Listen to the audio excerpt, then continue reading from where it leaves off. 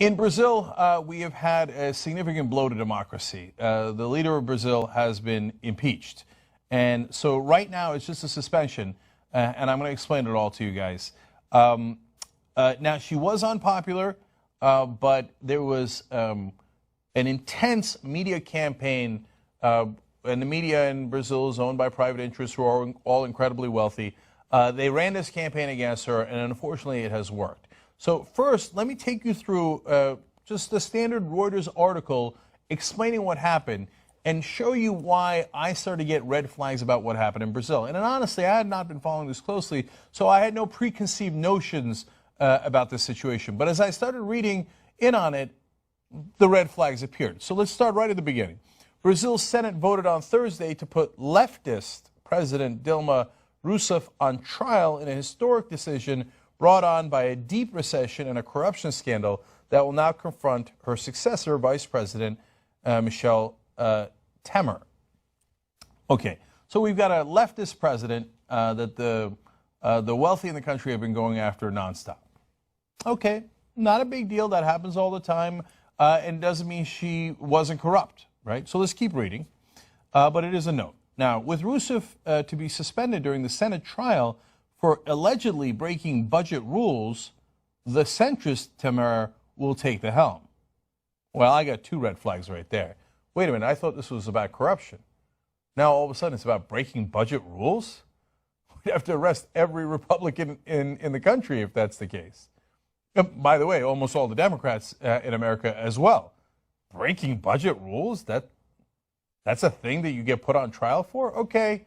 Well, let's keep going. See, maybe they have something else on her, and that's just the tip of the iceberg, right? Actually, I already read the whole thing, and they don't have anything else. Breaking budget rules, that's it. And Temer is not in her party, the vice president that replaced her. He's a centrist. Okay, here we go. Get the leftist out, put in the so-called centrist to do exactly what those private interests want. I've seen this movie before. Okay, but let's keep going.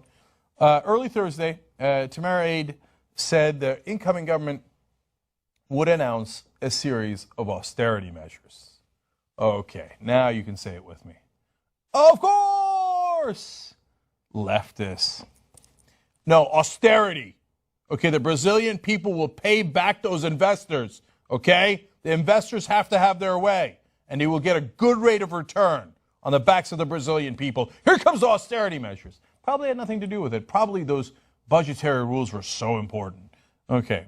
Temer plans to appoint Henrique Morales, and sorry for butchering all of these names, a former central bank president and banking executive who's popular with foreign investors. So here comes the people popular with foreign investors.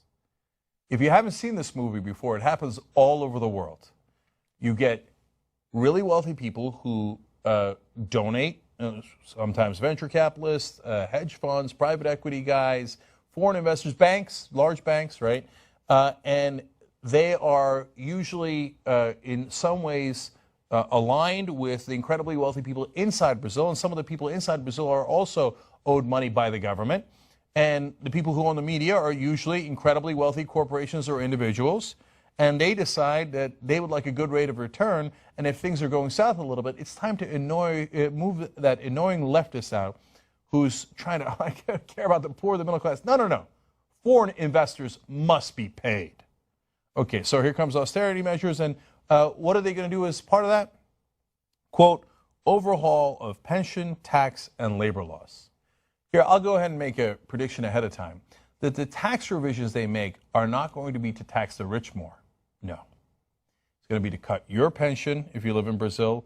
It's going to be to loosen labor laws, so deregulate, so they can pay you less, and they can make sure that there's less safety concerns, so they can make more money, and the taxes will be redistributed towards the top.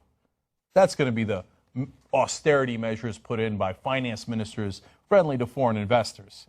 Okay, well, what else is this new administration promising? Well, quote, they're promising pro-market policies, another flag, to bring the deficit under control, rein in inflation, and get the economy growing again.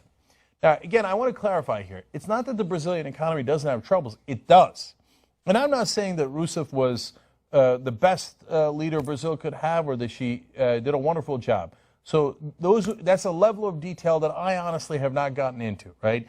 And could you have a better leader of Brazil? Could it be from a different party? All those things are, of course, eminently possible. But what I care more about is democracy. Do we have a real democracy in Brazil? Because it's one of the largest nations in the world, or do we not, right? So if all of a sudden you have, in essence, a coup with a made-up charge of violating budgetary rules that has actually nothing to do with corruption, and you remove somebody from power because you want foreign investors to be paid off and for there to be pro-market decisions that are made, that is not the right way to conduct your democracy. Okay. Well, now, you might say, Cenk, let's be fair. The guy who's replacing her, the vice president, he's probably more popular, right? So fair is fair, because she is, at this point, very unpopular in Brazil. Okay, so let's find out what percentage of people in Brazil would like Temer to be the president instead. Just 1% of those surveyed would vote for him if there were new elections. Wow. I'm not sure I've ever seen someone more unpopular in my life in any country. He'd get 1% of the vote. Democracy? Who needs that? No, we just get rid of the democratically elected person, who was, by the way, recently re-elected, and we just put in the guy who is maybe the most unpopular guy in the country. Okay, well, now we go to The Intercept, and we find out more about this guy. Okay, he's not popular, but since we had so-called corruption, at least he's probably squeaky clean, right? Here's what The Intercept reports. The person to be installed is awash in corruption, accused by informants of involvement in an illegal ethanol purchasing scheme. He was just found guilty of and fined for election spending violations and faces an 8-year ban on running for any office.